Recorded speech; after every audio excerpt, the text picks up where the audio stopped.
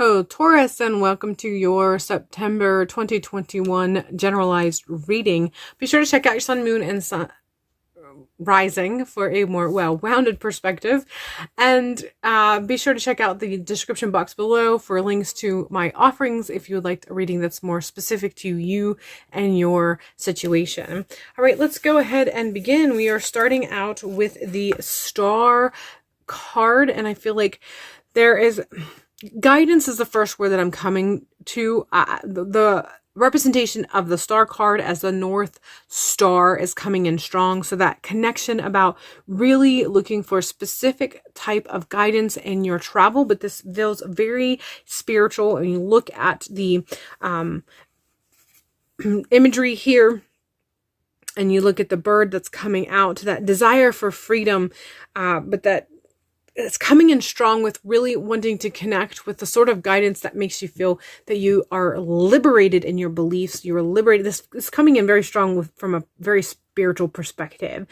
So it seems like you are facing a time of kind of focusing on your spirituality, your spiritual beliefs, and trying to figure out what it is that you believe in, what it is that you define as something that you're going to embrace as a personal belief. So kind of looking at maybe what you were raised with from a childhood as far as religion or spirituality was concerned. And if you weren't raised with anything spiritual or religious spectrum, looking at what you knew was out there and sort of trying to define what it is that you may have been told versus what it is that you personally embrace as what you believe in and what you want to continue to hold on to as you move and grow into your own spirituality. But in the process of this, there's an overall feeling that you were looking for guidance, something specific, maybe someone specific. So I'm not sure if you are trying to find a deity or find a spiritual entity or connect with ancestor or connect with spirit guides. But overall, there is some really deep looking and hopes to be able to connect with that inner guidance, that help that comes from the higher plane to direct you as you move through and embark on this journey about really defining your spiritual beliefs, your spiritual and religious perimeters, however that may be defined once you start the process. But I feel like this is the beginning of the month really coming in strong with kind of figuring it all out, defining it accordingly, and connecting accordingly. The Hierophant is the next card that's coming in strong with that. Again, that, like I said, seeking for someone who's guidance. The Hierophant is generally someone who would be a connection for their people and their gods. So, you know, if you are someone who lives in a small community, or if you live in a tribe or a clan or whatever the case may be, the Hierophant would be that person that you would look to who would give the members of that particular community guidance because they have a connection. Their life's work is to be the mediator for the people within their community. They spend their time communing with gods and spirits.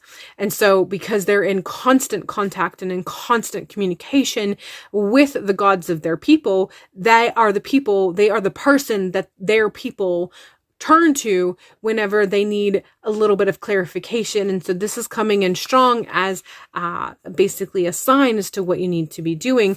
Either there is someone that you already know, an ancestor, a god that you already work with, a spirit guide that you already work with, or someone who is that mediator who communes and connects with your gods and spirits on a regular basis that can offer you the clarification that maybe you are not quite getting in the work that you're doing. But they're basically telling you, you're being told to seek for that. You have that yearning to reach out for guidance that will help you be liberated, because there is actually somebody who is ready and willing and able to connect and to have that conversation with you and to help you with clarity and to help you as you work through this and help you as you build the perimeters of your spiritual beliefs, however that may eventually appear when you are done with the work. Six of Swords comes through strong. Six of Swords, the very generic, basic term that comes through with the Six of Swords is usually travel from the concept of overcoming. But I feel like this is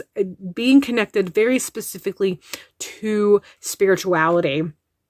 So whether it's connecting through meditation, traveling through meditation, astral projection, however that applies to you and what you feel comfortable doing, lucid dreaming, essentially there is a spiritual means of traveling beyond the typical generic concept of taking a vacation or something along that line.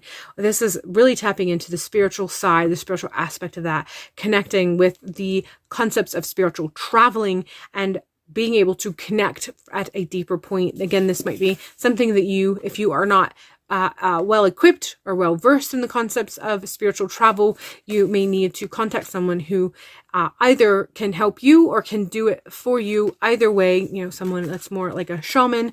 But essentially, this is the message that you're getting right now. You're making connections, you are processing information, and you are basically expanding your spiritual connections on a very personal level.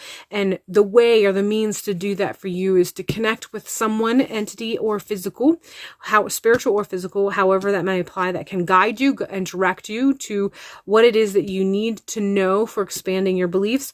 And there's a bit of spiritual travel that is going to be factoring in. And I just as I was putting the card down, I know I was focusing on like astral projection or lucid dreaming or something along that lines. But as I was beginning to put the card down, I also heard, and I lost the word for it, but there's a like a crusade. That's not the word I'm looking for. But when you go on a spiritual journey, when you actively do a physical journey, but the point of the physical journey is for spiritual expansion, that also can apply. So however that applies to you, this is something that if you can do that this month, especially around the fall equinox, during that time of balance, when you are shifting from the light to the night, as I call it in my own practice.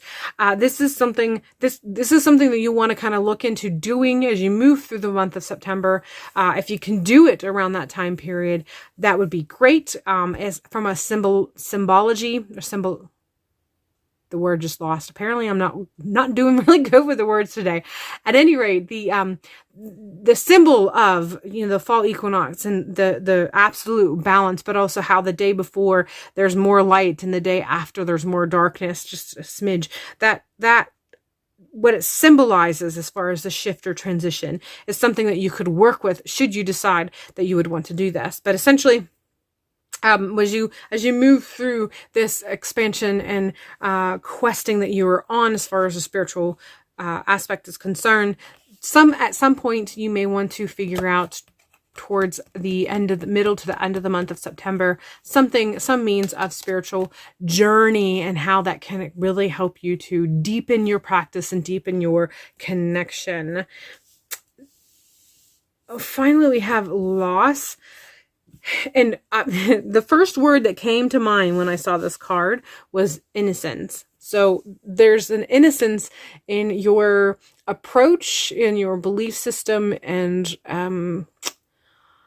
your viewpoint or perception of everything, and you're going to be shedding that. So that's what's coming through very strong right now. You're going to experiencing a shedding of some very childlike or ingrained from your childhood viewpoints. It's not necessarily a bad thing in the grand scheme of things when you're looking at it from a spiritual growth and expansion point of view. However, if this ends up being childhood connections because of your spiritual beliefs that you feel like you need to be true to, there might be some childhood connections that might be severed as a result of it. So just a little bit of a heads up as you do this work. Free will is always a big thing. You can always make a choice to accept the quest or decide that you don't want to go on it and you want to keep your life as it is and the status quo as it is now. That's always something that you have an option if you should choose, because free will certainly does exist. But some major shifts, definitely if you are feeling the need to connect with someone that can give you higher guidance, follow through with that desire. Find that person, whether they're on the physical or spiritual plane, to connect with, to help you as you work through this. All right, that is all I have for you, Taurus, as you move through the rest of September. I hope that this reading has given you everything you were hoping for and more. Be sure to check out your sun, moon, and rising for a more well-rounded perspective, and check out the description box below for links to what I offer for something that might be more specific to you and your situation. Other than that, have a beautiful month of September, and I will see you in a future video.